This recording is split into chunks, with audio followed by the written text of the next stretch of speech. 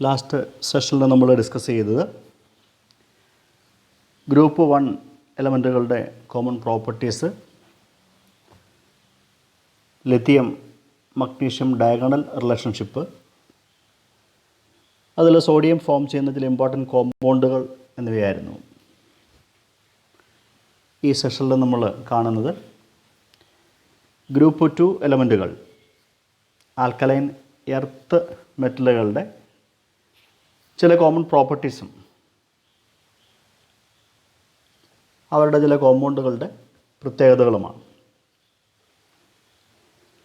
Group 2-ലുള്ള alkaline earth metals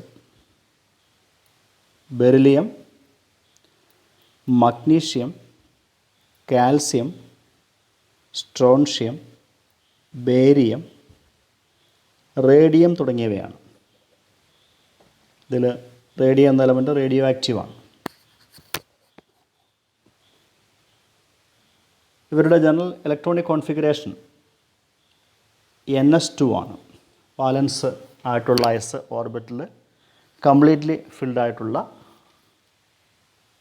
NS2 എന്ന general configuration കാണിക്കുന്നവരാണ് എല്ലാ ആൽക്കലൈൻ എർത്ത് മെറ്റലുകളും. ഈ കോൺഫിഗറേഷൻ ഉള്ളത് കൊണ്ട് ഇവരുടെ ഒരു കോമൺ പ്രോപ്പർട്ടി എന്ന് പറയുന്നത് വാലൻസായ ഈ 2 ഇലക്ട്രോണുകളെ നഷ്ടപ്പെടുത്തിക്കൊണ്ട് ഒക്ടക്റ്റ് കൈവരിക്കാനായിട്ടാണ് ഇവർ റിയാക്ഷനകത്ത് ശ്രമിക്കുക. അതുകൊണ്ട് തന്നെ ഇവരുടെ കോമൺ ഓക്സിഡേഷൻ സ്റ്റേറ്റ് +2 ആണ്.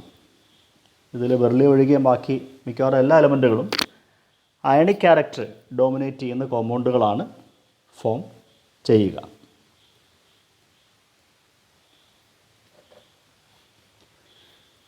കോമൺ ട്രെൻഡ് തന്നെയാണ് പറയുന്നത്. ഗ്രൂപ്പിൽ താഴേക്ക് പോരുംതോറും ബെർലിയം തൊട്ട് റേഡിയം വരെ നമ്മൾ മൂവ് ചെയ്ത് വരുമ്പോൾ അറ്റോമിക് സൈസ് ഗ്രാജുവലി ഇൻക്രീസ് ചെയ്യുവാണ്. ഷെൽ നമ്പർ കൂടി വരുന്നതുകൊണ്ട് അറ്റോമിക് സൈസ് ഇൻക്രീസ് ചെയ്യും. അതുകൊണ്ട് തന്നെ ഇവരുടെ ഫസ്റ്റ് അയണൈസേഷൻ എൻതാൽപ്പി അതും ഗ്രൂപ്പിൽ താഴേക്ക് വരുംതോറും ഡിക്രീസ് ചെയ്യുന്നു. ഇതെല്ലാം കോമൺ ട്രെൻഡുകൾ തന്നെയാണ്. ഇവരുടെ തൊട്ടടുത്തുള്ള ഗ്രൂപ്പായ ഫസ്റ്റ് ഗ്രൂപ്പ് എലമെൻറ്റുകളുമായിട്ട് കമ്പയർ ചെയ്യുമ്പോൾ first group element lithium, sodium, potassium, rubidium, caesium, francium. Second group ഇപ്പോൾ എഴുതിയത് beryllium, magnesium, calcium, strontium, barium and radium. അപ്പോൾ ഒരു ഗിവൺ പീരീഡിലുള്ള ഫസ്റ്റ് ഗ്രൂപ്പ് എലമെൻറ്റുമായിട്ട് കമ്പയർ ചെയ്യുമ്പോൾ ഇപ്പോൾ ലിത്തിയം എന്ന് പറയുന്ന ആറ്റത്തേക്കാൾ സൈസ് കുറവാണ് അതേ പീരീഡിൽ വരുന്ന സെക്കൻഡ് ഗ്രൂപ്പുകാരനായ ബെർലിയത്തിൻ്റെ അറ്റോമിക് സൈസ്. അതിനാൽ ലിത്തിയത്തിൻ്റെ അയണൈസേഷൻ എൻതാൽപ്പിയേക്കാൾ കൂടുതലായിരിക്കും ബെർലിയത്തിൻ്റെ അയണൈസേഷൻ എൻതാൽപ്പി. അപ്പോൾ ഗ്രൂപ്പ് 2-ലെ ഒരു പ്രത്യേക എലമെൻ്റ് എടുത്താൽ അവൻ്റെ കറസ്പോണ്ടിങ് ഗ്രൂപ്പ് 1 എലമെൻറ്റിനേക്കാൾ അതിൻ്റെ അയണൈസേഷൻ എൻതാൽപ്പി അല്പവും കൂടി ഹയർ ആയിരിക്കും. അറ്റോമിക് സൈസ് ഒരല്പം കുറവ് വരുന്നതുകൊണ്ടാണ്. ഒരു പീരീഡിൽ അടുത്തുനിന്ന് വലത്തേക്ക് മൂവ് ചെയ്യും തോറും അറ്റോമിക് സൈസ് ഗ്രാജുവലി ഡിക്രീസ് ചെയ്യും. അപ്പോൾ ഫസ്റ്റ് ഗ്രൂപ്പുകാരനായ സോഡിയത്തേക്കാൾ മഗ്നീഷ്യം അറ്റോമിക് സൈസ് കുറവായതുകൊണ്ട് മഗ്നീഷ്യത്തിൻ്റെ അയണൈസേഷൻ എൻതാൽപ്പി സോഡിയത്തേക്കാൾ ഹയർ ആയിരിക്കും.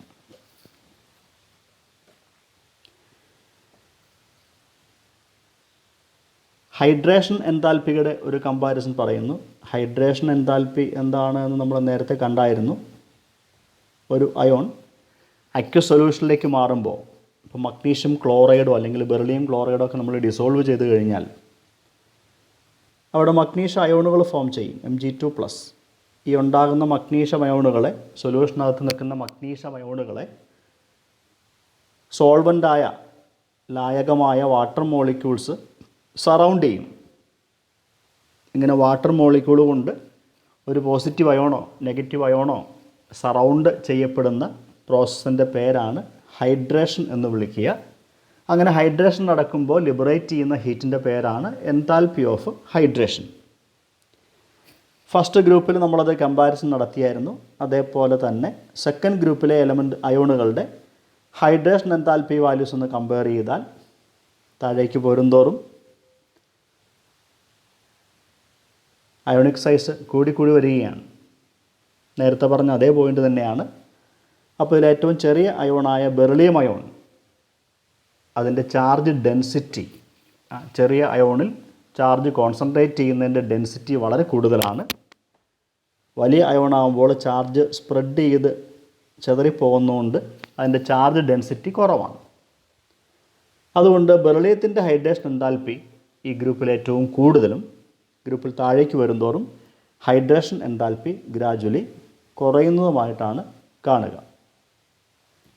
അപ്പോൾ ഈ ഗ്രൂപ്പിലെ ഹൈഡ്രേഷൻ എൻതാൽപ്പീസിൻ്റെ ഒരു കമ്പാരിസൺ പറഞ്ഞാൽ ബെറിലിയം 2+ അയോണാണ് ഏറ്റവും കൂടിയ ഹൈഡ്രേഷൻ എൻതാൽപ്പി എക്സിബിറ്റ് ചെയ്യുക. അതിനേക്കാൾ കുറവായിരിക്കും മഗ്നീഷ്യം, അതിനേക്കാൾ കുറവായിരിക്കും calcium, then strontium, then barium. ഈ രീതിയിലാണ് ഹൈഡ്രേഷൻ എൻതാൽപ്പി വാല്യൂസ് ഗ്രൂപ്പിൽ ഡിക്രീസ് ചെയ്യുക. ഫസ്റ്റ് ഗ്രൂപ്പുമായിട്ടൊന്ന് താരതമ്യം ചെയ്യുവാണെങ്കിൽ ഫസ്റ്റ് ഗ്രൂപ്പിലുള്ള ലിഥിയമുണ്ട്, അതേ പീരീഡിലെ സെക്കൻഡ് ഗ്രൂപ്പിലുള്ള ആളാണ് ബെറിലിയം.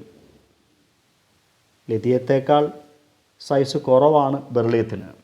അതുകൊണ്ട് തന്നെ ബെറിലിയത്തിൻ്റെ ഹൈഡ്രേഷൻ എൻതാൽപ്പി ലിഥിയത്തേക്കാൾ കൂടുതലായിരിക്കും. അപ്പോൾ അതാത് പീരീഡിലുള്ള ഫസ്റ്റ് ഗ്രൂപ്പ് എലമെൻറ്റുകളുമായിട്ട് കമ്പയർ ചെയ്യുമ്പോൾ സെക്കൻഡ് ഗ്രൂപ്പ് എലമെൻറ്റുകളുടെ ഹൈഡ്രേഷൻ എൻതാൽപ്പി അല്പവും കൂടി ഹയർ ആയിരിക്കും. ഈ കാരണത്താലാണ് ഹൈഡ്രേഷൻ എൻതാൽപ്പി കൂടുതലാണ് ഒരു അയോണിനെന്ന് പറഞ്ഞു കഴിഞ്ഞാൽ അതിൻ്റെ കോമ്പൗണ്ട് സൊല്യൂഷനകത്തുനിന്ന് ക്രിസ്റ്റലൈസ് ചെയ്യുമ്പോൾ അത് എക്സ്റ്റൻസീവായിട്ട് ഹൈഡ്രേറ്റ് ചെയ്യപ്പെടും. ആ സോളിഡ് ക്രിസ്റ്റലിൻ്റെ കൂടെ വാട്ടർ മോളിക്യൂൾസും ട്രാപ്ഡ് ആകും. അതുകൊണ്ട് തന്നെ സെക്കൻഡ് ഗ്രൂപ്പിലെ മഗ്നീഷ്യത്തിൻ്റെ ക്ലോറൈഡും കാൽസ്യത്തിൻ്റെ ക്ലോറൈഡും ഒക്കെ സൊല്യൂഷനകത്തുനിന്ന് ക്രിസ്റ്റലൈസ് ചെയ്യുമ്പോൾ അവർ ഹൈഡ്രേറ്റ് ചെയ്യപ്പെട്ട് മഗ്നീഷ്യം ക്ലോറൈഡ് ശരിക്കുമുള്ള മോളിക്കുലാർ ഫോർമുല MgCl2 6H2O എന്നാണ്. മഗ്നീഷ്യം കോമ്പൗണ്ട് അല്ലെങ്കിൽ മഗ്നീഷ്യം ക്ലോറൈഡ് ഹൈഡ്രേറ്റഡ് സോൾട്ടായിട്ടാണ് ക്രിസ്റ്റലൈസ് ചെയ്യുക. നേരെ മറിച്ച് സോഡിയം ക്ലോറൈഡ് ഹൈഡ്രേറ്റ് ചെയ്യപ്പെടുന്നില്ല. കാരണം സോഡിയത്തിൻ്റെ ഹൈഡ്രേഷൻ എൻതാൽപ്പി മഗ്നീഷ്യത്തേക്കാൾ കുറവാണ്.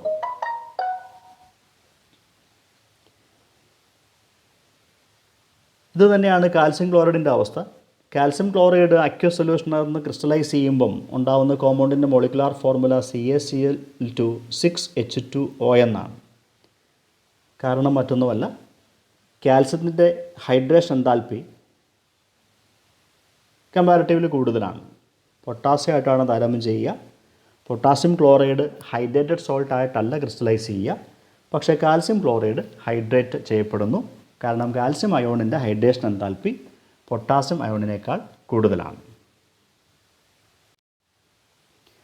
ഒന്നാം ഗ്രൂപ്പിൽ നമ്മൾ പറഞ്ഞ പോലെ തന്നെ ഫസ്റ്റ് ഗ്രൂപ്പിലെ എല്ലാ എലമെൻറ്റുകളും ഫ്ലെയിം ടെസ്റ്റ് പോസിറ്റീവായിട്ട് ആൻസർ ചെയ്യുന്ന എലമെൻറ്റ്സ് ആണെന്ന് പറഞ്ഞിരുന്നു. എന്ന് പറഞ്ഞാൽ ഈ എലമെൻറ്റുകളെ കോൺസെൻട്രേറ്റഡ് ഹൈഡ്രോക്ലോറിക് ആസിഡിൽ ഒരു പേസ്റ്റാക്കി മാറ്റി ആ പേസ്റ്റ് നമ്മൾ കരിയില്ലാത്ത ഒരു ജ്വാലയിൽ ഒരു ഫ്ലെയിമിൽ കൊണ്ട് കാണിച്ചാൽ ആ ഫ്ലെയിമിന് ഈ കോമ്പൗണ്ട് ഓർ ഈ എലമെൻറ്റ് മനോഹരമായ പല കളറുകൾ ഇമ്പാർട്ട് ചെയ്യുമെന്നാണ് പറഞ്ഞത്. ഇങ്ങനെ ഫ്ലെയിമിന് കളർ ഇമ്പാർട്ട് ചെയ്യാനുള്ള കഴിവുള്ള എലമെൻറ്റുകളാണ് ഒന്നാം ഗ്രൂപ്പിലുള്ളത് എന്ന് നമ്മൾ കണ്ടായിരുന്നു. ആ കളർ നോക്കിയിട്ട് എലമെൻ്റ് ആരാണെന്ന് നമുക്ക് ക്യാരക്ടറൈസ് ചെയ്യാം, തിരിച്ചറിയാം. അതേപോലെ തന്നെ രണ്ടാം ഗ്രൂപ്പിലെ എലമെൻറ്റുകളും ഫ്ലെയിം കളേഴ്സ് കൊടുക്കുന്ന എലമെൻറ്റുകളാണ്. രണ്ടു പേരൊഴികെ beryllium, magnesium, calcium, strontium, barium ഈ എലമെൻറ്റുകളിൽ കാൽസ്യവും സ്ട്രോൺഷ്യവും ബേരിയവും മാത്രമാണ് ഫ്ലെയിം ടെസ്റ്റ് പോസിറ്റീവായിട്ട് ആൻസർ ചെയ്യുക, അല്ലെങ്കിൽ ഫ്ലെയിമിന് കളർ കൊടുക്കാൻ കഴിയുന്ന എലമെൻറ്റുകൾ ഈ മൂന്ന് പേരും മാത്രമാണ്. ബെറിലിയവും മഗ്നീഷ്യവും ഫ്ലെയിം കളർ ഇമ്പാർട്ട് ചെയ്യുന്നില്ല. അതിന് കാരണം മറ്റൊന്നുമില്ല. ഫ്ലെയിം കളർ കിട്ടുന്നതിനുള്ള കാരണം നമ്മൾ പറഞ്ഞായിരുന്നു. നമ്മൾ ബർണറിൽ കാണിച്ച് ഈ എലമെൻറ്റുകളെ അല്ലെങ്കിൽ അവരുടെ കോമ്പൗണ്ടുകളെ ഹീറ്റ് ചെയ്യുമ്പോൾ ഇലക്ട്രോണുകൾ ഹയർ ലെവൽസിലേക്ക് എക്സൈറ്റ് ചെയ്യപ്പെടും, എനർജി അബ്സോർബ് ചെയ്ത്. അങ്ങനെ ഹയർ ലെവലിലേക്ക് എക്സൈറ്റ് ചെയ്യപ്പെടുന്ന ഇലക്ട്രോണുകൾ ലോവർ ലെവലിലേക്ക് മടങ്ങി വരുമ്പോൾ എനർജി എമിറ്റ് ചെയ്യുന്നത് വിസിബിൾ ലൈറ്റ് ആയിട്ടാണ് എന്ന് നമ്മൾ കണ്ടിരുന്നു. ആ വിസിബിൾ ലൈറ്റാണ്, ആ എനർജിയാണ് നമ്മൾ ഫ്ലെയിം കളറായിട്ട് ഒബ്സർവ് ചെയ്യുക. പക്ഷേ ഈ ഗ്രൂപ്പിൽ ഏറ്റവും ചെറിയ അറ്റോമിക് സൈസുള്ള ആൾ ബെറിലിയമാണ്. മഗ്നീഷ്യം അല്പം സൈസ് കൂടിയ ആളാണ്. സൈസ് കുറഞ്ഞ ആറ്റങ്ങളെ അയനൈസ് ചെയ്യാനായിട്ട് എനോർമസ് എമൗണ്ട് എനർജി വേണം, ധാരാളമായിട്ട് എനർജി വേണമെന്ന് നമുക്കറിയാം. അപ്പോൾ ബെറിലിയത്തിൻ്റെ മഗ്നീഷ്യത്തിൻ്റെയും എക്സൈറ്റേഷൻ എനർജികൾ അവരുടെ ഇലക്ട്രോണുകളെ ഹയർ ലെവലിലേക്ക് ചാടിക്കാനുള്ള, എക്സൈറ്റ് ചെയ്യാനുള്ള എനർജി വളരെ കൂടുതലാണ്. ആ എനർജി നമ്മുടെ ബർണർ ഫ്ലെയിമിന് കൊടുക്കാൻ പറ്റാത്തത് കൊണ്ടാണ് ഈ രണ്ട് എലമെൻറ്റുകളും ഫ്ലെയിം കളറുകൾ ഇമ്പാർട്ട് ചെയ്യാത്തത്. അപ്പോൾ പറഞ്ഞ പോയിൻ്റ്, ഈ ഗ്രൂപ്പിൽ ബെറിലിയവും മഗ്നീഷ്യവും ഒഴികെ ബാക്കി എല്ലാ എലമെൻറ്റുകളും ഫ്ലെയിം ടെസ്റ്റ് ആൻസർ ചെയ്യും. അവർ ഫ്ലെയിമിന് മനോഹരമായ കളറുകൾ ഇമ്പാർട്ട് ചെയ്യും. ബെറിലിയവും മഗ്നീഷ്യവും ഫ്ലെയിമിന് കളർ കൊടുക്കാത്തതിന് കാരണം നമ്മുടെ ബർണർ ഫ്ലെയിമിലെ എനർജി കൊണ്ട് ബെറിലിയത്തിൻ്റെ മഗ്നീഷ്യത്തിൻ്റെ ഇലക്ട്രോണുകളെ എക്സൈറ്റ് ചെയ്യാനായിട്ട് സാധിക്കില്ല. കാരണം ഒരു ചെറിയ അറ്റോമിക് സൈസുള്ള എലമെൻറ്റുകളായതുകൊണ്ട് ഇലക്ട്രോണിക് എക്സൈറ്റേഷന് ഏറ്റവും കൂടിയ എനർജി വേണം. അതുകൊണ്ട് ഒരു ഫ്ലെയിമിന് കളറുകൾ ഇമ്പാർട്ട് ചെയ്യില്ല. ഇനി ഈ പറഞ്ഞ എലമെൻറ്റുകളുടെ ചില കോമൺ കെമിക്കൽ പ്രോപ്പർട്ടീസാണ് ഡിസ്കസ് ചെയ്യുക. ഈ പറഞ്ഞ എലമെൻറ്റുകൾ എങ്ങനെയാണ് എയറിനോട് റിയാക്ട് ചെയ്യുക എന്ന് ഒന്ന് ആലോചിച്ച് നോക്കാം. ഇവരെ ഓക്സിഡൈസ് ചെയ്താൽ, ഇവരെ കത്തിച്ചാൽ, ഇവരെ ബേൺ ചെയ്താൽ എന്താണ് ഇവരുടെ റിയാക്ടിവിറ്റി ഡിഫറൻസ് എന്നത് കമ്പയർ ചെയ്യുകയാണ്. ബെറിലിയവും മഗ്നീഷ്യവും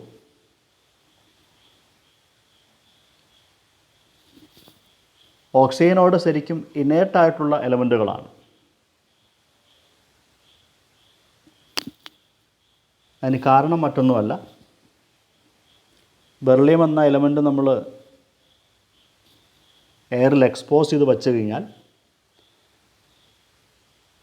പ്യുവർ ബെറിലിയം ആണെങ്കിൽ പോലും അത് അറ്റ്മോസ്ഫിയറിക് ഓക്സിജനുമായിട്ട് കമ്പൈൻ ചെയ്ത്, ഇത് ബെറിലിയം എന്ന എലമെൻ്റാണ്, അറ്റ്മോസ്ഫിയർ തുറന്നു വെച്ച് കഴിഞ്ഞാൽ അത് അറ്റ്മോസ്ഫിയറിക് ഓക്സിജനുമായിട്ട് കമ്പൈൻ ചെയ്ത് ബെറിലിയത്തിൻ്റെ സർഫസിൽ ഒരു ബെറിലിയം ഓക്സൈഡ് കോട്ടിങ് ഫോം ചെയ്യും. ഈ ഓക്സൈഡ് കോട്ടിങ് ഒരു പ്രൊട്ടക്റ്റീവ് ലെയർ ആയിട്ട് ആക്ട് ചെയ്യുന്നത് കൊണ്ട് ബെറിലിയവും മഗ്നീഷ്യവും ഓക്സിജനുമായിട്ടും വെള്ളവുമായിട്ടൊന്നും റെഡിലി റിയാക്റ്റ് ചെയ്യില്ല. മഗ്നീഷ്യം ഇത് തന്നെയാണ് അവസ്ഥ. ശുദ്ധമായ ഒരു സാമ്പിൾ മഗ്നീഷ്യം നമ്മൾ എടുത്ത് വെച്ച് കഴിഞ്ഞാൽ ആ മഗ്നീഷ്യം ഓക്സിജനുമായിട്ട് റിയാക്റ്റ് ചെയ്യും ആദ്യം. ആ റിയാക്ട് ചെയ്ത് ഫോം ചെയ്യുന്നത് മഗ്നീഷ്യം ഓക്സൈഡ് എന്ന കോമ്പൗണ്ടാണ്. ആ ഉണ്ടാകുന്ന മഗ്നീഷ്യം ഓക്സൈഡ് മിച്ചമുള്ള മഗ്നീഷ്യത്തെ ഒരു പ്രൊട്ടക്റ്റീവ് ലെയർ പോലെ പൊതിഞ്ഞ് സൂക്ഷിക്കും. അതുകൊണ്ട് ബെറിലിയവും മഗ്നീഷ്യവും ഓക്സിജനോടും വെള്ളത്തോടും ഒന്നും വളരെ പെട്ടെന്ന് റിയാക്റ്റ് ചെയ്യാത്ത എലമെൻറ്റുകളാണ് due to an oxide protective coating. എങ്കിലും പൗഡേർഡ് ബെറിലിയവും മഗ്നീഷ്യവും ഒക്കെ ഓക്സിജനുമായിട്ട് റിയാക്റ്റ് ചെയ്ത് ശരിക്കും പൊടിച്ചു കഴിഞ്ഞാൽ ഈ ഓക്സൈഡ് കോട്ടിങ്ങിൻ്റെ പ്രൊട്ടക്ഷനൊക്കെ നഷ്ടപ്പെട്ട് കഴിഞ്ഞാൽ രണ്ടുപേരും ബേൺ ചെയ്യും. ബെറിലിയം ബേൺ ചെയ്ത് കഴിഞ്ഞാൽ രണ്ട് കോമ്പൗണ്ടാണ് ഫോം ചെയ്യുക. നമ്മളത് ഡയഗണൽ റിലേഷൻഷിപ്പിനകത്ത് തൊട്ടുപുറകെ പറയുന്നുണ്ട്.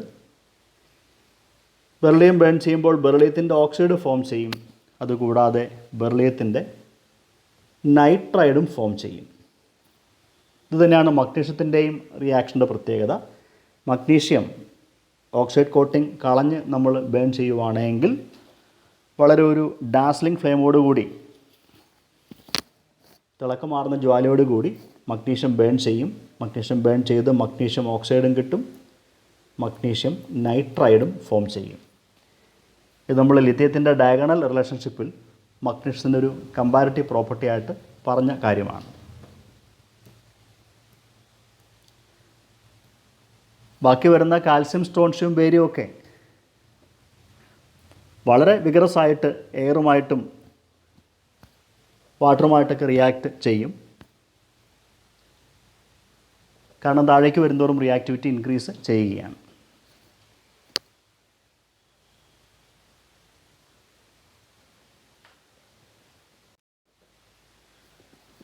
നെക്സ്റ്റ്,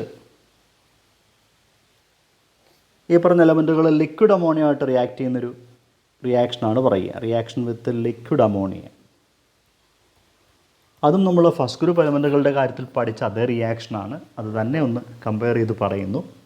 ഫസ്റ്റ് ഗ്രൂപ്പ് എലമെൻറ്റുകളെ പോലെ തന്നെ ആൽക്കലൈൻ എർത്ത് മെറ്റൽസും ലിക്വിഡ് അമോണിയയിൽ ഡിസോൾവ് ചെയ്ത് ഇവിടെ കിട്ടുന്ന സൊല്യൂഷൻ്റെ കളറ് ഒരു ഡീപ്പ് ബ്ലൂ ബ്ലാക്ക് കളറാണ്. ഇപ്പോൾ ആൽക്കലൈൻ മെറ്റൽ അയോണുകൾ അല്ലെങ്കിൽ ആൽക്കലൈൻ മെറ്റൽസ് ലിക്വിഡ് അമോണിയ ആയിട്ട് ട്രീറ്റ് ചെയ്താൽ ആ ലിക്വിഡ് അമോണിയയിലെ മെറ്റൽസ് ഡിസോൾവ് ചെയ്യും to give a deep blue black solution. ഈ കളർ ഉണ്ടാകാനായിട്ട് കാരണം മറ്റൊന്നുമല്ല, അവിടെ പറഞ്ഞ അതേ കാര്യം തന്നെയാണ് പറയുക. നമ്മൾ ഡിസോൾവ് ചെയ്യുന്നത് കാൽസ്യം ആണെങ്കിൽ കാൽസ്യം വളരെ പെട്ടെന്ന് അയണൈസ് ചെയ്ത് പോസിറ്റീവ് അയൺ ഫോം ചെയ്യുന്ന ആളാണ്, ഇലക്ട്രോ പോസിറ്റിവിറ്റി കൂടിയ അയോണാണ്. അപ്പോൾ അത് Ca2+ഉം 2 ഇലക്ട്രോണുമായിട്ട് ലിക്വിഡ് അമോണിയയിൽ അയോണൈസ് ചെയ്യും. ഇങ്ങനെ ഉണ്ടാകുന്ന അയോണുകളെ കാൽസ്യം അയോണുകൾ അവിടെയുണ്ട്. സോൾവൻ്റ് ആയിട്ടുള്ളത് അമോണിയയാണ്. വാട്ടർ പോലെ തന്നെ ഒരു പോളാർ സോൾവൻ്റാണ് അമോണിയ. അമോണിയ മോളിക്യൂൾസ് ഈ പറഞ്ഞ കാൽസ്യം അയോണുകളെ സറൗണ്ട് ചെയ്യും. നമ്മളിതിനെ വിളിച്ച പേര് അമോണിയേറ്റഡ് കാൽസ്യം അയോൺ എന്നാണ് വിളിക്കുക, അല്ലെങ്കിൽ അമോണിയേറ്റഡ് കാറ്റയോൺ എന്ന് വിളിക്കാം. ഇങ്ങനെയുള്ള അമോണിയേറ്റഡ് കാറ്റയോണുകളും അമോണിയേറ്റഡ് ഇലക്ട്രോണുകളും ഒക്കെ ഉണ്ടാവുന്നതുകൊണ്ടാണ് ഇത് ഒരു കണ്ടക്റ്റിംഗ് ബ്ലൂ ബ്ലാക്ക് സൊല്യൂഷനായിട്ട് മാറുക എന്ന് നമ്മൾ ആൽക്കലി മെറ്റൽ അയോണിൻ്റെ കേസിൽ ഓൾറെഡി ഡിസ്കസ് ചെയ്തതാണ്. ആൽക്കലി മെറ്റലുകളുടെ ചില കോമൺ യൂസുകൾ ഒന്ന് ഡിസ്കസ് ചെയ്യുന്നു. ബെർലിയം എന്ന് പറയുന്ന മെറ്റൽ കോപ്പറുമായിട്ട് ഒരു അലോയ് ഉണ്ടാക്കി കഴിഞ്ഞാൽ, അലോയ് എന്ന് പറഞ്ഞാൽ ലോഹ സങ്കരമാണ്. കോപ്പർ ബെർലിയം അലോയ് കൊണ്ട് നമുക്ക് നല്ല സ്ട്രെങ്ത്തുള്ള സ്പ്രിങ്ങുകൾ നിർമ്മിക്കാനായിട്ട് ഉപയോഗിക്കാം. So copper beryllium alloy is used for making high strength springs. Metallic beryllium x ray കടത്തിവിടുന്ന ഒരു മെറ്റലാണ്. അപ്പം എക്സ്റേ ട്യൂബുകളുടെ വിൻഡോ, അതിൽ എക്സ്റേ എമിറ്റ് ചെയ്യുന്ന ഒരു ഏരിയ നമ്മളതിനെയാണ് വിൻഡോ എന്ന് വിളിക്കുക. അപ്പോൾ എക്സ്റേ ട്യൂബുകളുടെ വിൻഡോ നിർമ്മിക്കാൻ വേണ്ടി നമ്മൾ ബെർലിയം മെറ്റൽ യൂസ് ചെയ്യുന്നുണ്ട്.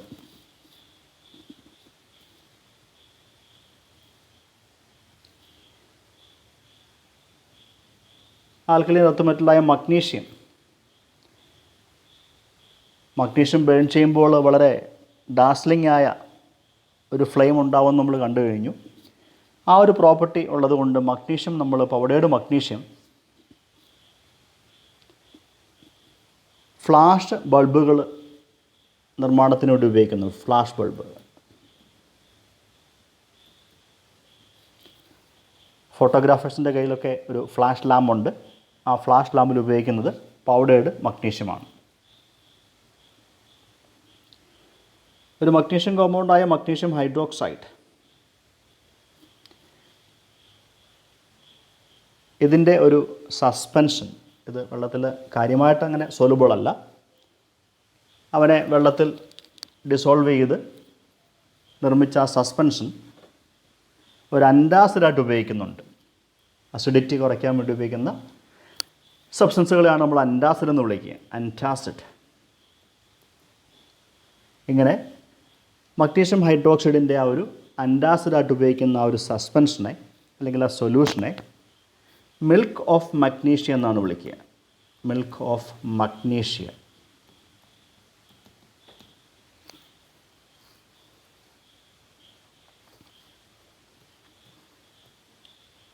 മറ്റൊരു യൂസ് പറഞ്ഞാൽ magnesium carbonate, powdered magnesium carbonate നമ്മൾ കോമൺ ആയിട്ട് ഉപയോഗിക്കുന്ന എല്ലാ ടൂത്ത് പേസ്റ്റുകളുടെയും ഒരു ഇൻഗ്രീഡിയൻ്റ് ആണ്. So magnesium carbonate is used in tooth paste.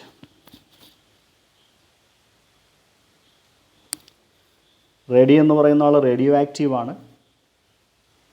ക്യാൻസറിൻ്റെ ട്രീറ്റ്മെൻറ്റിന് വേണ്ടിയിട്ട് റേഡിയോ തെറാപ്പിയിൽ റേഡിയം യൂസ് ചെയ്യുന്നുണ്ട്. അപ്പോൾ ഗ്രൂപ്പ് 2 എലമെൻറ്റുകളുടെ ചില കോമൺ യൂസുകളാണ് നമ്മൾ കണ്ടത്. അടുത്തായിട്ട് ആൽക്കലൈൻ എർത്ത് മെറ്റലുകൾ ഫോം ചെയ്യുന്ന ചില കോമ്പൗണ്ടുകളുടെ ജനറൽ പ്രോപ്പർട്ടീസാണ് പറയുക. സ്പെസിഫിക് ആയിട്ടൊരു കോമ്പൗണ്ട് അല്ല, ഒരു പൊതുവേ ഉണ്ടാകുന്ന കോമ്പൗണ്ടുകളുടെ ചില പ്രോപ്പർട്ടികളാണ് ഡിസ്കസ് ചെയ്യുക. ഫസ്റ്റ് ഓഫ് ഓൾ ഇവരുടെ ഓക്സൈഡുകളും ഹൈഡ്രോക്സൈഡുകളും.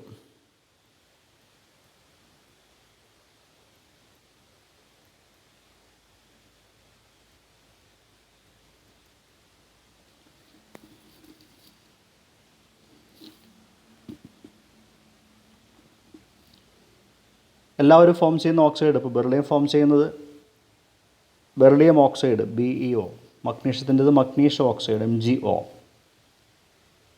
ഈ ഗ്രൂപ്പിൽ എല്ലാവരുടെയും വാലൻസി +2 ആണ്, ഓക്സിജൻ്റെ വാലൻസി -2 ആണ്. സോ കോമ്പൗണ്ടിൻ്റെ ഫോർമുല എല്ലാം ഈ ഒരു പാറ്റേണിലാണ് വരിക. കാൽസ്യം ഓക്സൈഡ് ഫോർമുല CaO ആണ്. അപ്പോൾ ഈ ഗ്രൂപ്പിലെ ഓക്സൈഡുകളുടെ ഒരു ജനറൽ ഫോർമുലയായിട്ട് എനിക്ക് വേണമെങ്കിൽ MO എന്ന് വിളിക്കാം. M എന്ന് പറഞ്ഞാൽ ഇവിടെ ഗ്രൂപ്പ് 2 എലമെൻ്റാണ്, O ഓക്സിജനാണ്. അപ്പോൾ BeO, MgO, CaO തുടങ്ങിയ ആൽക്കലൈൻ എർത്ത് മെറ്റലുകളുടെ ഓക്സൈഡുകളെ ജനറലായിട്ട് MO എന്ന് റെപ്രസെൻ്റ് ചെയ്യാം. ഇതിൽ ബെറിലിയം ഓക്സൈഡ് ഒഴികെ ബാക്കി എല്ലാവരും ബേസിക് ക്യാരക്ടർ കാണിക്കുന്ന കോമ്പൗണ്ടുകളാണ്.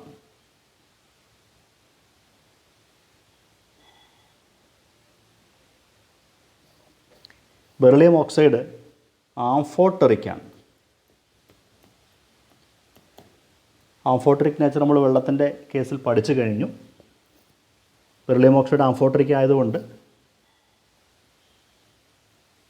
അത് ആസിഡുകളുമായിട്ടും റിയാക്ട് ചെയ്യും, ബേസുകളുമായിട്ടും റിയാക്ട് ചെയ്യും.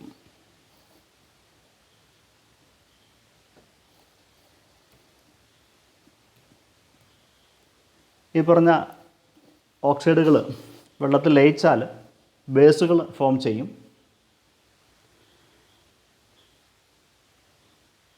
മഗ്നീഷ്യം ഹൈഡ്രോക്സൈഡ് കോമ്പൗണ്ടിൻ്റെ ഫോർമുല നമുക്കറിയാം, MgOH ട്വൈസ് ആണ്.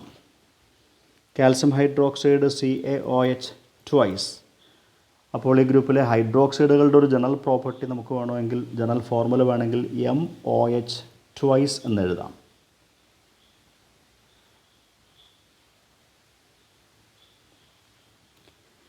ഹൈഡ്രോക്സൈഡുകളുടെ ഒരു പൊതുവായ ഒരു ഫീച്ചർ പറഞ്ഞു കഴിഞ്ഞാൽ, എല്ലാ ഹൈഡ്രോക്സൈഡും എഴുതുവാണെങ്കിൽ beryllium hydroxide BeOH twice, magnesium hydroxide MgOH twice, CaOH twice, SrOH twice, barium hydroxide BaOH twice. ഗ്രൂപ്പിലുള്ള ഹൈഡ്രോക്സൈഡുകളുടെ എല്ലാവരുടെ ഫോർമുലയും എഴുതിയതാണ്. ഈ പറഞ്ഞ ഹൈഡ്രോക്സൈഡുകളുടെ സോലുബിലിറ്റി, വെള്ളത്തിൽ അവർ ലയിക്കുന്ന രീതി നോക്കുവാണെങ്കിൽ ഗ്രൂപ്പിൽ താഴേക്ക് വരുന്തോറും സൊലുബിലിറ്റി ഗ്രാജുവലി ഇൻക്രീസ് ചെയ്യും. ഇപ്പോൾ ബെറിലിയം ഹൈഡ്രോക്സൈഡിനേക്കാൾ അല്പം കൂടിയൊരു സൊലുബിലിറ്റി മഗ്നീഷ്യം ഹൈഡ്രോക്സൈഡ് എക്സിബിറ്റ് ചെയ്യും. അതിനേക്കാൾ മോർ സൊലുബിളാണ് കാൽസ്യം ഹൈഡ്രോക്സൈഡ്. സോ ഗ്രൂപ്പിൽ താഴേക്ക് വരുന്നതും ഹൈഡ്രോക്സൈഡുകളുടെ സൊലുബിലിറ്റി ഇൻക്രീസ് ചെയ്യും.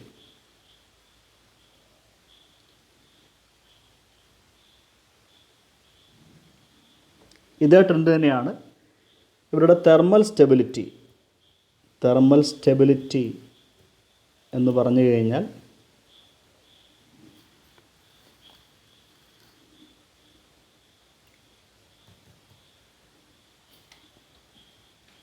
ഹീറ്റിനെ താങ്ങാനുള്ളൊരു കഴിവ്. ചൂടാക്കുമ്പോൾ ഒരു കോമ്പൗണ്ട് ഒന്ന് പെട്ടെന്ന് വിഘടിക്കുവാണെങ്കിൽ തെർമലി സ്റ്റേബിൾ എന്ന് പറയാം. എത്ര ഹൈ ടെമ്പറേച്ചർ അതിനെ വന്നാലും ചൂടാക്കിയാലും അത് വിഘടിക്കുന്നില്ല, ഡീകമ്പോസ് ചെയ്യുന്നില്ലെങ്കിൽ തെർമലി സ്റ്റേബിൾ ആണെന്നും പറയാം. അടുത്തൊരു ബേസിക് ക്യാരക്ടറാണ്. ഇതിലേറ്റവും നല്ല ബേസ് ആരാണ്? തെർമൽ സ്റ്റെബിലിറ്റിയുടെയും ബേസിക് ക്യാരക്ടറിൻ്റെയും ട്രെൻഡ് എന്ന് പറയുന്നത് ഗ്രൂപ്പിൽ താഴേക്ക് വരുന്തോറും ഈ പ്രോപ്പർട്ടികളും ഇൻക്രീസ് ചെയ്യുന്നതായിട്ടാണ് കാണുക. എന്ന് പറഞ്ഞാൽ ബെറിലിയം ഹൈഡ്രോക്സൈഡ് ആംഫോട്ടറിക്കാണ് നമ്മൾ കണ്ടു കഴിഞ്ഞായിരുന്നു. അതിനേക്കാൾ അല്പം നല്ലൊരു ബേസാണ് മഗ്നീഷ്യം ഹൈഡ്രോക്സൈഡ്. അതിനേക്കാൾ മോർ ബേസിക്കാണ് കാൽസ്യം ഹൈഡ്രോക്സൈഡ്. അപ്പോൾ ഗ്രൂപ്പിൽ താഴേക്ക് വരുന്തോറും ബേസിക് ക്യാരക്ടർ ഇൻക്രീസ് ചെയ്യും. ഇതേപോലെ തന്നെയാണ് തെർമൽ സ്റ്റെബിലിറ്റിയുടെയും കാര്യമെന്ന് പറയുക. ഗ്രൂപ്പിൽ താഴേക്ക് വരുന്തോറും തെർമൽ സ്റ്റെബിലിറ്റിയും ഗ്രാജുവലി ഇൻക്രീസ് ചെയ്യും. ഇതാണ് ഓക്സൈഡുകളുടെയും ഹൈഡ്രോക്സൈഡുകളുടെയും ഒരു ജനറൽ ഫീച്ചർ. അടുത്ത കമ്പാരിസൺ ഇവർ ഫോം ചെയ്യുന്ന ഹാലൈഡുകളുടെ ജനറൽ ഫീച്ചേഴ്സാണ്. ബെറിലിയം സെക്കൻഡ് ഗ്രൂപ്പ് ആയതുകൊണ്ട് വാലൻസി 2 ആണ്. സോ ബെറിലിയം ക്ലോറൈഡ്, ക്ലോറിൻ ഒരു ഹാലജനാണ്. ബെറിലിയം ക്ലോറൈഡ് എടുത്താൽ ഫോർമുല BeCl2. മഗ്നീഷ്യം ക്ലോറൈഡ് ആകുമ്പോൾ MgCl2, calcium chloride CaCl2. General trend പിടികിട്ട് കാണും.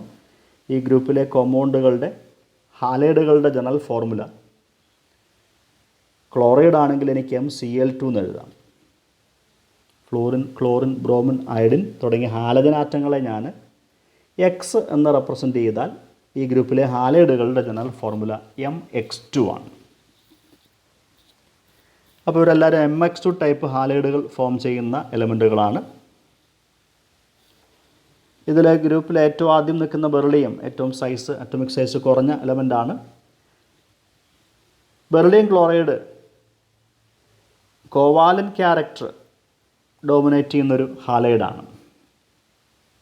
ബാക്കി ഉള്ള ഹാലൈഡുകൾ കൂടുതലും അയോണിക് ക്യാരക്ടറാണ് ലീഡ് ചെയ്യുക. അപ്പോൾ ഈ ഗ്രൂപ്പിൽ ഒരു അപവാദമായിട്ട് നിൽക്കുന്ന ഒരു അനോമലസ് ബിഹേവിയർ കാണിക്കുന്ന എലമെൻ്റാണ് ബെറിലിയം എന്ന് പിടികിട്ടി കാണുമോ? ഈ ഗ്രൂപ്പിലെ മറ്റുള്ള എലമെൻറ്റുകളുടെ പ്രോപ്പർട്ടിയായിട്ട് കമ്പയർ ചെയ്യുമ്പോൾ ബെറിലിയത്തിൻ്റെ പ്രോപ്പർട്ടി ചെറിയ വ്യത്യാസം ഉണ്ട്. സോ ബെറിലിയം ക്ലോറൈഡിന് കോവാലൻ നേച്ചറുണ്ട്. ബാക്കിയുള്ള എല്ലാ ക്ലോറൈഡുകളും ഓർ ഹാലൈഡുകളും അയണിക് നേച്ചർ കാണിക്കുന്ന കോമ്പൗണ്ടുകളാണ്. ബെറിലിയം ക്ലോറൈഡിൻ്റെ ഒരു സ്ട്രക്ചറൽ ഇമ്പോർട്ടൻസ് പറഞ്ഞു കഴിഞ്ഞാൽ സോളിഡ് സ്റ്റേറ്റിൽ അതിൻ്റെ സ്ട്രക്ചർ വരച്ചാൽ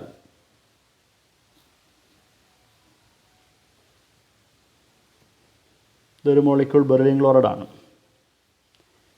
സോളിഡ് സ്റ്റേറ്റിലെ ഇതിൻ്റെ അവസ്ഥ എന്ന് പറയുന്നത്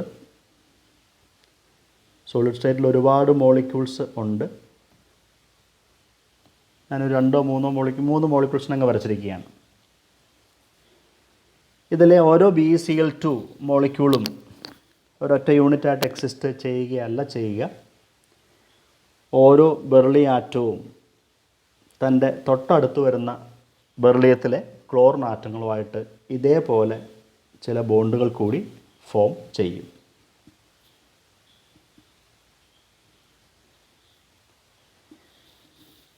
അപ്പോൾ ഇതിനൊരു പോളിമറിക് ബ്രിഡ്ജ്ഡ് സ്ട്രക്ചർ എന്ന് വിളിക്കാം. ബ്രിഡ്ജ് എന്ന് പറയാൻ കാരണം ഒരു പ്രത്യേക ക്ലോറിനാറ്റം എടുത്തു കഴിഞ്ഞാൽ ഒരു ബെറിലിയത്തിൽ നിന്ന് അടുത്ത ബെറിലിയത്തിലേക്ക് പോകാനുള്ള ഒരു ബ്രിഡ്ജ് പോലെ, ഒരു പാലം പോലെയാണ് ഈ ക്ലോറിനാറ്റങ്ങൾ ആക്ട് ചെയ്യുക. അല്ലെങ്കിൽ 2 ബെറിലിയങ്ങളെ തമ്മിൽ കണക്ട് ചെയ്യുന്ന ഒരു ലിങ്ക് ആയിട്ടാണ് ഓരോ ക്ലോറിനും ആക്ട് ചെയ്യുക. അപ്പോൾ ഒരുപാട് മോളിക്യൂൾസിനെ ക്ലബ് ചെയ്ത ഒരു പോളിമറിക് ബ്രിഡ്ജ് ലൈക്ക് സ്ട്രക്ചറുള്ള മോളിക്യൂളാണ് ബെറിലിയം ക്ലോറൈഡ്. ഇത് സോളിഡ് സ്റ്റേറ്റിലെ കാര്യമാണ്.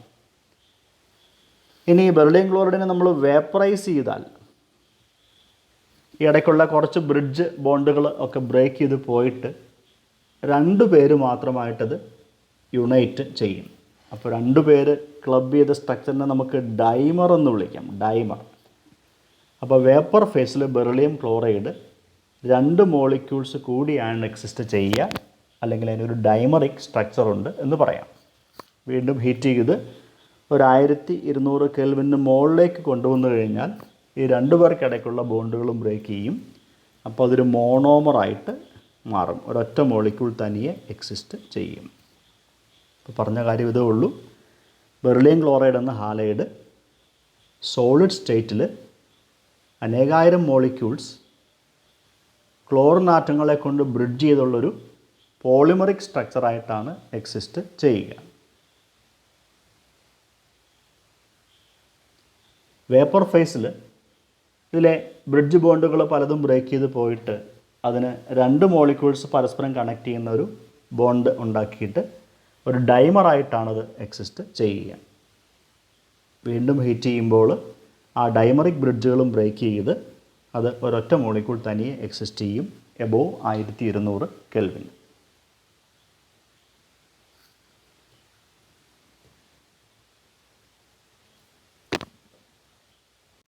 അടുത്തത് ഈ ഗ്രൂപ്പിലെ കാർബണേറ്റുകളെ പറ്റിയാണ് സംസാരിക്കുക. കാർബണേറ്റുകൾ CO3 2- എന്നതാണ് കാർബണേറ്റ് ഉള്ള കോമ്പൗണ്ടുകളെ ഉള്ള കോമൺ ആനയോൺ. അപ്പോൾ ഈ പറഞ്ഞ ഗ്രൂപ്പിൽ സെക്കൻഡ് ഗ്രൂപ്പിലെ മെറ്റൽ അയോണുകളുടെ വാലൻസി +2 ആയതുകൊണ്ട് ബെറിലിയം കാർബണേറ്റ് ഫോർമുല BeCO3 എന്നെഴുതാം. ബെറിലിയത്തിൻ്റെ വാലൻസി +2, കാർബണേറ്റ് വാലൻസി -2. അപ്പോൾ ഫോർമുല BeCO3. ഒരു കോമ്പൗണ്ട് മൊത്തത്തിലെടുത്താൽ ഇലക്ട്രിക്കലി ന്യൂട്രൽ ആകണം എന്ന് നോക്കിയിട്ടാണ് നമ്മൾ ഫോർമുല ഫിക്സ് ചെയ്തിരിക്കുന്നത്. മഗ്നീഷ്യം കാർബണേറ്റ് ഇപ്പോൾ ഫോർമുല ഇതേപോലെ തന്നെ MgCO3 ആണ്. Calcium carbonate COC3. ഇതേപോലെ നമുക്ക് എല്ലാവരുടെയും കാർബണേറ്റുകളുടെ ഫോർമുല എഴുതാം. അപ്പോൾ ഈ ഗ്രൂപ്പിൽ ജനറലൈസ് പറഞ്ഞാൽ ഈ ഗ്രൂപ്പിലെ മെറ്റൽ കാർബണേറ്റുകളുടെ ഫോർമുല എനിക്ക് ജനറലായിട്ട് MCO3 എന്ന് റെപ്രസെൻ്റ് ചെയ്യാം. കാർബണേറ്റുകളുടെ തെർമൽ സ്റ്റെബിലിറ്റിയാണ് ആദ്യമൊന്ന് സംസാരിക്കുക. അത് വേറൊന്നുമല്ല, ഗ്രൂപ്പിൽ താഴേക്ക് വരുംതോറും ഈ കാർബണേറ്റുകളുടെ തെർമൽ സ്റ്റെബിലിറ്റി ഇൻക്രീസ് ചെയ്യും. അപ്പോൾ ബെറിലിയം കാർബണേറ്റിനേക്കാൾ മോർ തെർമലി സ്റ്റേബിളാണ് മഗ്നീഷ്യം കാർബണേറ്റ്. അതിനേക്കാൾ തെർമലി സ്റ്റേബിളാണ് കാൽസ്യം കാർബണേറ്റ്. ഗ്രൂപ്പിൽ താഴേക്ക് പോരുംതോറും തെർമൽ സ്റ്റെബിലിറ്റി ഇൻക്രീസ് ചെയ്യും. ഇനി പറഞ്ഞ കാർബണേറ്റുകളുടെ സൊലുബിലിറ്റിയാണ് പറയുക. ജനറലൈസ് ചെയ്ത് പറഞ്ഞാൽ ഗ്രൂപ്പിൽ താഴേക്ക് വരുംതോറും കാർബണേറ്റുകളുടെ സൊലുബിലിറ്റി ഡിക്രീസ് ചെയ്യും. തെർമൽ സ്റ്റെബിലിറ്റി ഇൻക്രീസ് ചെയ്യുന്നു. വെള്ളത്തിലുള്ളവരുടെ ലയത്വം സൊലുബിലിറ്റി ഗ്രൂപ്പിൽ താഴേക്ക് വരുംതോറും ഡിക്രീസ് ചെയ്യുന്നു. പ്രോപ്പർട്ടികൾ നമ്മൾ കോമൺ ആയിട്ട് പറഞ്ഞു കഴിഞ്ഞപ്പോൾ ഒരു കാര്യം നമ്മൾ എടുത്ത് പറഞ്ഞിരുന്നു. ഈ ഗ്രൂപ്പിലെ ഏറ്റവും ആദ്യത്തെ എലമെൻ്റായ beryllium, magnesium, calcium, strontium, barium, radium തുടങ്ങിയ എലമെൻറ്റുകളിൽ അറ്റോമിക് സൈസ് ഏറ്റവും കുറഞ്ഞ എലമെൻറ്റ് ബെറിലിയമാണ്. ഇങ്ങനെ അറ്റോമിക് സൈസ് ഏറ്റവും കുറവായതുകൊണ്ടും ഇതിൻ്റെ അയണൈസേഷൻ എൻതാൽപ്പി ഏറ്റവും കൂടുതലായതുകൊണ്ടും ഈ ഗ്രൂപ്പിൽ അനോമലസ് ബിഹേവിയർ, ഈ ഗ്രൂപ്പിനൊരു അപവാദമാണ് എന്ന് പറയാം ബെറിലിയം എന്ന് പറയുന്ന മെറ്റൽ. ഈ ഗ്രൂപ്പിലെ ബാക്കിയുള്ള എലമെൻറ്റുകളൊന്നും കാണിക്കാത്ത ചില സ്പെഷ്യൽ ഫീച്ചറുകൾ, ബിഹേവിയറുകൾ ബെറിലിയം എക്സിബിറ്റ് ചെയ്യും. നമ്മൾ ഓൾറെഡി കണ്ടതാണ്. കാരണം ഗ്രൂപ്പിലെ ക്ലോറൈഡുകളെല്ലാം തന്നെ അയണിക് ക്യാരക്ടർ കാണിക്കുമ്പോൾ ബെറിലിയം ക്ലോറൈഡ് കോവാലൻ ക്യാരക്ടർ കാണിക്കുന്ന ഒരു എലമെൻ്റാണ്, കോമ്പൗണ്ടാണ്. അതേപോലെ ബെറിലിയത്തിൻ്റെ ഓക്സൈഡ് ആംഫോട്ടറിക്കാണ്, പക്ഷേ ബാക്കി എല്ലാവരുടെ ഓക്സൈഡുകൾ ബേസിക്കാണ്. അപ്പം അയോണിക് സൈസ് ഏറ്റവും കുറവായതും അയോണൈസേഷൻ എൻതാൽപ്പി ഏറ്റവും കൂടുതലായതും കൊണ്ട് കൂടിയാണ് ബെറിലിയം ഈ ഗ്രൂപ്പിൽ അനോമലസ് ബിഹേവിയർ എക്സിബിറ്റ് ചെയ്യുക. ഈ ഗ്രൂപ്പിലെ മറ്റ് എലമെൻറ്റുകളുമായിട്ട് ബെറിലിയത്തിന് വ്യത്യാസങ്ങളുണ്ടെങ്കിലും തൊട്ടടുത്ത ഗ്രൂപ്പ് 3 അല്ലെങ്കിൽ 13, ഞാൻ ആ ഗ്രൂപ്പ് ഒന്ന് എഴുതാം. Boron, aluminium, gallium, indium and thallium.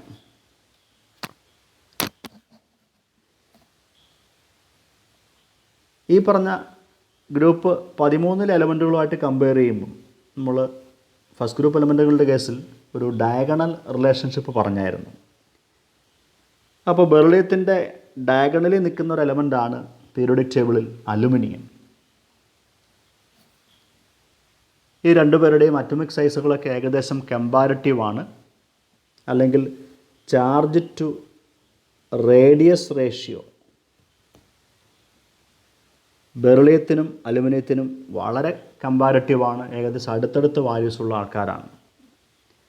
Charge to radius ratio വളരെ ക്ലോസ് ആയിട്ട് നിൽക്കുന്നത് കൊണ്ട് ബെറിലിയത്തിൻ്റെ പ്രോപ്പർട്ടികളും അലുമിനിയത്തിൻ്റെ പ്രോപ്പർട്ടികളും തമ്മിൽ വളരെ നല്ല സാദൃശ്യമുണ്ട്, അല്ലെങ്കിൽ സിമിലാരിറ്റി ഉണ്ട്. ഇങ്ങനെ പീരിയോഡിക് ടേബിളിലെ ഡയഗണൽ പൊസിഷനിൽ നിൽക്കുന്ന എലമെൻറ്റുകൾ കാണിക്കുന്ന റിസംബ്ലൻസുകളെ, സിമിലാരിറ്റികളെ ഡയഗണൽ റിലേഷൻഷിപ്പ് എന്നാണ് നമ്മൾ വിളിച്ചിരിക്കുന്നത്. സോ ബെറിലിയത്തിൻ്റെ ഡയഗണൽ പെയറാണ് അലുമിനിയം എന്ന് പറയാം. അപ്പോൾ നമുക്ക് പ്രൂവ് ചെയ്യേണ്ടത് ബെറിലിയത്തിൻ്റെ ഡയഗണൽ പെയറാണ് അലുമിനിയം എന്ന് തെളിയിക്കാനായിട്ട് അവർ തമ്മിൽ കാണിക്കുന്ന ചില റിസംബ്ലൻസുകൾ, ചില സാദൃശ്യങ്ങളൊന്ന് കോമൺ ആയിട്ട് പറയുകയാണ്. അതിൽ ഒന്നാമത്തെ പ്രോപ്പർട്ടി നമ്മൾ പറഞ്ഞു കഴിഞ്ഞിരുന്നു. ബെറിലിയം എന്ന് പറയുന്ന മെറ്റൽ ഈ ഗ്രൂപ്പിലെ മറ്റ് എലമെൻറ്റുകളും ഓക്സിജനുമായിട്ട് റിയാക്ട് ചെയ്യുന്ന പോലെ പെട്ടെന്ന് റെഡിലി ഓക്സിജനുമായിട്ട് റിയാക്ട് ചെയ്യില്ല, ആസിഡുകളുമായിട്ട് റിയാക്ട് ചെയ്യില്ല എന്ന് പറഞ്ഞായിരുന്നു. അതിന് കാരണം ബെറിലിയത്തിൻ്റെ സർഫസിൽ ബെറിലിയം ഓക്സൈഡിൻ്റെ ഒരു കോട്ടിംഗ് ഉണ്ട്.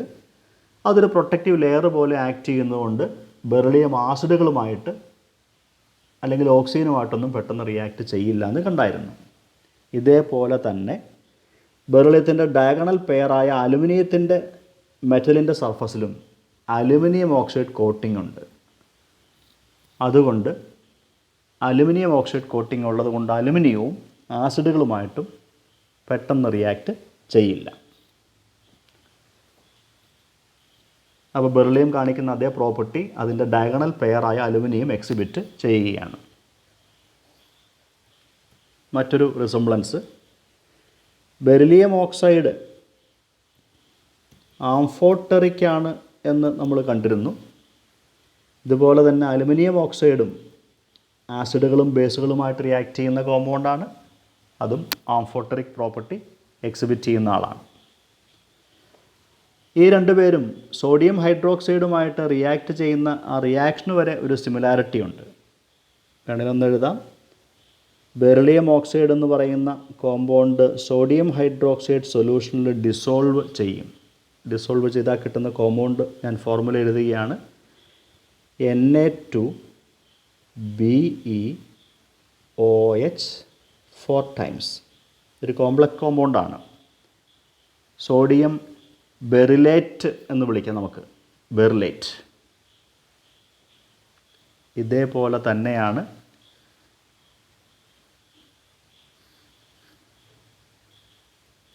അലുമിനിയം ഓക്സൈഡും NaOHുമായിട്ട് റിയാക്ട് ചെയ്യുക.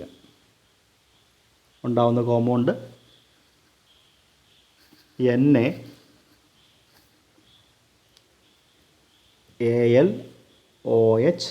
4 ടൈംസ് എന്നാണ്. കോമ്പൗണ്ട് സോഡിയം അലൂമിനേറ്റ് എന്ന് പറയാം. അപ്പോൾ സോഡിയം ഹൈഡ്രോക്സൈഡുമായിട്ട് ബെറിലിയം ഓക്സൈഡ് ബെറിലേറ്റ് ഫോം ചെയ്യുന്നത് പോലെ അലുമിനിയം ഓക്സൈഡ് അലൂമിനേറ്റ് ഫോം ചെയ്യും. മറ്റൊരു കോമൺ റിസംബ്ലൻസ് ആണ്. മറ്റൊരു പ്രോപ്പർട്ടി, ബെറിലിയം ക്ലോറൈഡ് എന്ന കോമ്പൗണ്ട് വേപ്പർ ഫേസിൽ രണ്ട് മോളിക്യൂൾ ഒന്നിച്ച് ബ്രിഡ്ജ് ചെയ്ത് ഒരു ഡൈമറായിട്ടാണ് എക്സിസ്റ്റ് ചെയ്യുക എന്ന് നമ്മൾ കണ്ടായിരുന്നു. ഇതേപോലെ തന്നെയാണ് അലുമിനിയം ക്ലോറൈഡും എക്സിസ്റ്റ് ചെയ്യുക. അലുമിനിയം ക്ലോറൈഡും ഒരു ഡൈമറിക് സ്ട്രക്ചറുള്ള ബ്രിഡ്ജ്ഡ് സ്ട്രക്ചറുള്ള മോളിക്യൂളാണ്. മറ്റൊന്ന്, ബെറിലിയം ക്ലോറൈഡും അലുമിനിയം ക്ലോറൈഡും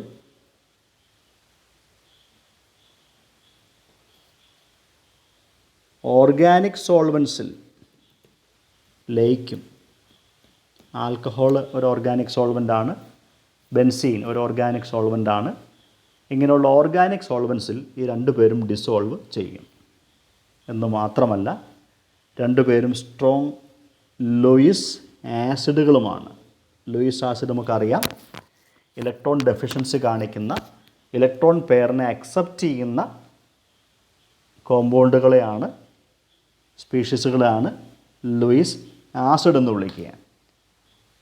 അപ്പോൾ ബെറിലിയം ക്ലോറൈഡും അലുമിനിയം ക്ലോറൈഡും രണ്ടുപേരും ഇലക്ട്രോൺ ഡെഫിഷ്യൻസിയുള്ള കോമ്പൗണ്ടുകളാണ്. രണ്ടുപേരും സ്ട്രോങ് ലൂയിസ് ആസിഡുകളുമാണ്. അപ്പോൾ ഈ പറഞ്ഞ കോമൺ പ്രോപ്പർട്ടികൾ പ്രൂവ് ചെയ്യുന്നു. ബെറിലിയത്തിൻ്റെ ഡയഗണൽ പെയർ ആണ് അലുമിനിയം എന്ന് പ്രൂവ് ചെയ്യുന്നു.